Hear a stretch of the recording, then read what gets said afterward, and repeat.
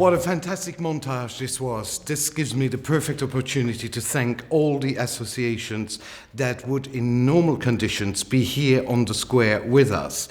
So thank you to all of you to have sent in these fantastic video clips, and we really hope to see you all physically on the square next year.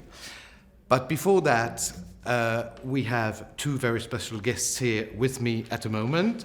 I would like to introduce you Thibault Milan and José Sanchez. They are both respectively Mr. Bear Luxembourg.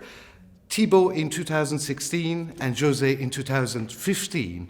So you passed the crown. I passed the crown, yeah. Exactly. And how was the election? Do you remember how that went, and what are your memories from it? It was amazing because for the first time we could do something where someone could go maybe out from Luxembourg and represent Luxembourg, because all the countries they were having Mr. Bears everywhere. So to have one Mr. Bear Luxembourg, it was a really good opportunity to promote Luxembourg, to say that, hey, we are also here, we also have prize, we also have bears. So it was a good beginning of a good adventure. Great. So you, if I'm not mistaken, you were the first Mr. Bear one in Luxembourg. So in 2015, and Thibault, then you became obviously the next one, the second one. And there is still a Mr. Bear today. And actually, we will meet, if I'm not mistaken, Mr. Bear 2020 after this interview. Yeah. His name is Paul. Yeah. So, but before that, let's get back to you guys. So you are both, José, you are the president, the chairman, and Thibault, you are the treasurer of a club, an association called Bear Dukes Luxembourg. Where, first of all, explain the name to those who wouldn't know. What is a bear? What is a duke? Go. A bear is, well, there's a lot of different shape of bears, but mainly a bear is someone, so first a guy, gay, that has some level of body hair and a little bit, belly? Yeah, a little bit of belly also. But there's, it's a big community and there's a lot of different people. There's also people liking bears' body shape and people. There's, we have like... Everyone has a code. Okay, so basically it's, let's say, rounder people, hairy, but not just. They can be, you have otters and other denominations. Exactly. So the body shape can change as well, can be in different sizes. Basically, exactly. So it's for all shapes, sizes, but there is a special, I would like to say camaraderie between the bears, which you see in big events where the bears are, there's always quite a lot going on, let's put it like that. So what is your association? What are Bear Dukes doing? What is the essence of your club? So we start by doing just a little gathering event just before Christmas one year, and we expected to have like maybe 20 people, and in fact there was like more than 100 coming in a very small bar, so it was a little bit like, wow, okay. So there's people wanting to go to this kind of event, having this kind of people, being around of this kind of people. So we decided to, okay, maybe there's something to do with that. And we start doing more and more events. And then at some point we say, okay, it's not just one, it's not just 2 or 3 events. Obviously it will continue to go. So we need to have a proper non-profit to be able to handle that and organize stuff. And at some point we said, oh, okay, we could also integrate the Mr. Bear election inside of that, because it made sense to having the community, managing in charge. Yeah, of course, in charge of the election and stuff like that. And what is We Are? Can you say a few words on that, maybe José or Thibault? So We Are is actually a concept that we made between other associations or other people doing other kind of parties, like Davide with his fairy tales, who is a little bit more twink party, a little bit more extravaganza. And also there was Martine when she was doing Ladylike, that means party only for women.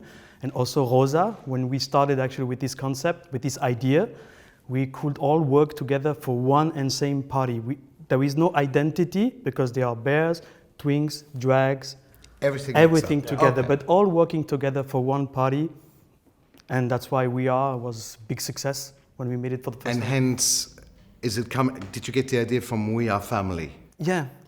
Okay, to just represent that. Yeah, because we really think that we can all work together. So Great. for one same evening. Great. And as you all notice, we speak several languages in Luxembourg, so we're just going to continue in French for a minute, okay? So, vous pouvez me dire un peu plus quel type d'organisation sont vos spécialités, on va dire? Ou alors, qu'est-ce qui vous fait le plus plaisir à organiser? Personnellement, nous, on organise plutôt des soirées. Donc, on a la soirée qui s'appelle WOOF, qui est une soirée men only, parce qu'on trouvait que c'était quelque chose qui manquait un petit peu. Il y avait déjà des soirées gays à Luxembourg, mais pas quelque chose où les hommes pouvaient se retrouver entre hommes et donc avoir aussi une espèce de niveau d'interaction. Et tu vois, la soirée évolue différemment quand tu as un public un peu différent. Donc on s'était dit qu'on allait organiser ça. Et donc c'est assez clubbing, on se retrouve dans des petits clubs ou des très grands bars avec de l'espace. Et on fait venir des performeurs, on fait venir des DJ de l'extérieur. Et on essaie de créer une grosse soirée autour de ça. Mais l'idée aussi de cette soirée-là, c'est en étant qu'entre hommes, on peut aussi faire exprimer son fétiche, comme par exemple venir en cuir, venir en latex, venir avec un harnais par exemple. Dans les sous-titres, il faudra marquer ce que c'est un harnais.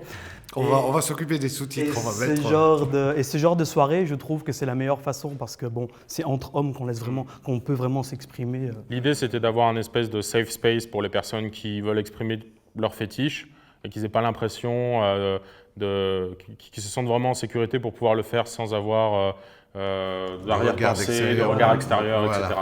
Ok, très bien.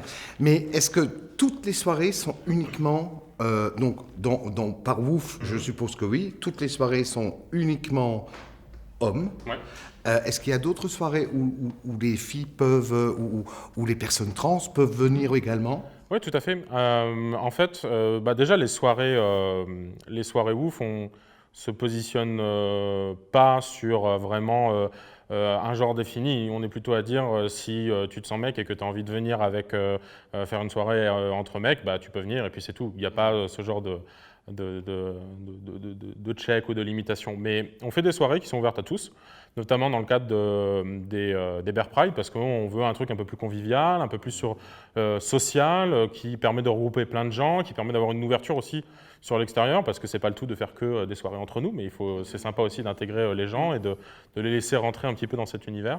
Oui. Quand on fait la Bear Pride, en fait, le soir avant l'élection de nouveau Mr Bear, c'est vraiment une soirée plus pop ouverte à tout le monde, dont chaque représentant qui veut devenir le futur Mr Bear peut venir avec ses copines, ou tout le monde est le bienvenu en fait. Ouais. Voilà. Les grands-parents, tout le monde. Voilà, oui, on ne ferme pas les portes, non. Mais après, il y a aussi les soirées Davidé qui sont vraiment ouvertes à tout le monde aussi. Et il y a aussi la Banana aussi qui avait été créée à un moment. Ça, c'est vraiment aussi une soirée qui est ouverte aussi à tout le monde. Ouais. Ok, super. Pour votre association, dites-moi un peu quel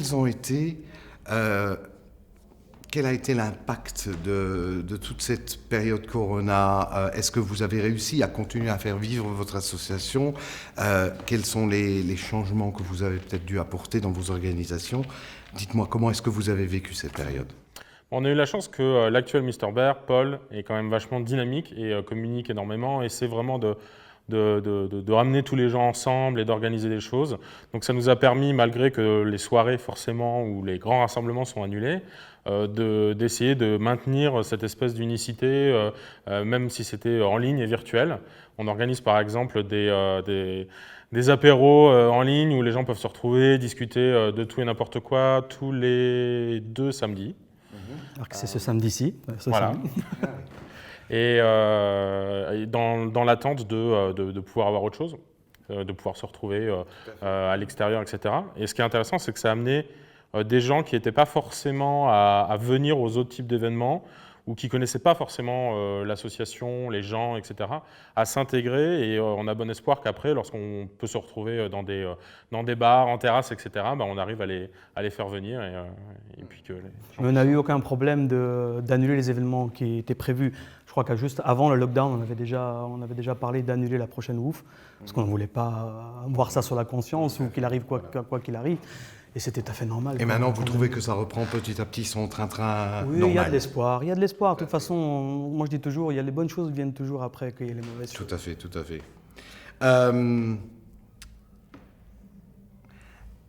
Tell me, I mean, it's not every day we have party organizers under the hand. So what I would like to know, is there a secret for a good party? Or what is your secret? What are the elements you're thinking that is one of the ingredients for a successful recipe to have a great party? You have 10 seconds to think. And we're going over to our commercials. No, I'm joking. I'll have to have them answer. Est-ce qu'il y a... Well, yeah, I think it's proportional to the amount of stress of the organizer have, basically. Like, if we care so much about doing the party the most inclusive or the most, I would say perfect, but, you know, there's no such things of perfection, but carrying off all the little details and stuff like that, seeing, okay, how our guests will be in what kind of mood, what they want to see, what's existing on other countries, why they are maybe traveling to other countries to go to this kind of party, what they interest them, and so on. So it's a lot of research we are doing. And trial and errors, like, okay, we tried that, we see if it works or not, but it can be so many things. It can be the date, it can be because there's other events around you, and also what you are offering. If there's people wanting this kind of party you are designing, basically. And actually, that brings me to something. Once this whole program of today, the online Luxembourg Pride is over, there's going to be, after the closing, it's not finished, because actually there will be an hour of music, and actually I've got the guy right here, so he is he's DJ José Sanchez, so he will play music for about an hour after the closing, so please, once it's over, don't disconnect. And José, as a DJ, how do you do to, you know, look at the crowd and kind of sense, okay, this crowd wants to hear that type of music? How do you do that? Is that a gift? Feeling. It's a gift. It's a feeling. It's first you have to believe in your music and what you will play, and also you have to keep an eye on people, how they react to the sounds that you are playing. If you see that there is no reaction, change. Yeah, a good DJ is actually constantly looking at what's going on in front of him. Okay, message to all wannabe DJs out there, okay? So, guys, it's great because we're learning a lot about the bear community. Give us an idea, because Luxembourgers or residents in Luxembourg don't necessarily know that there is a bear community in Luxembourg. So could you put a number on that, roughly? Give us an idea, how big is the bear community in Luxembourg? Residents, nationals, whatever, people who live in Luxembourg. Well, for our experience, bears that are willing to go to party, which is not the entire bear community, there's about, I would say, 1.5 people. That's the average we have during the party. How many, can you say that again? 1.5. So 150 people in Luxembourg that would describe themselves as openly part of the bear community. Who go out. Who go out, exactly, yeah. At That's party. what I mean with saying openly. Yeah. At party. But what we saw also is during Bear Pride event, for example, where we have more social activities or visiting the town, stuff like that, there's a very different kind of crowd coming.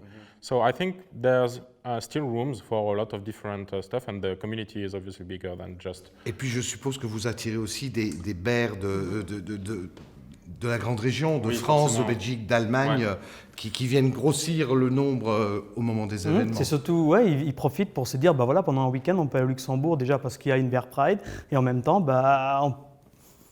ils peuvent profiter par ce moment pour venir visiter et connaître la ville. Et beaucoup de fois, ce sont des résidents qui invitent des amis qui vivent à Cologne ou à Paris à passer un week-end chez eux et en même temps à profiter de ce qu'on leur propose. Je crois que c'est encore une bonne raison pour que la communauté gay à Luxembourg, les bears et tout le monde, soit sponsorisé par le ministère du Tourisme. Tout à fait.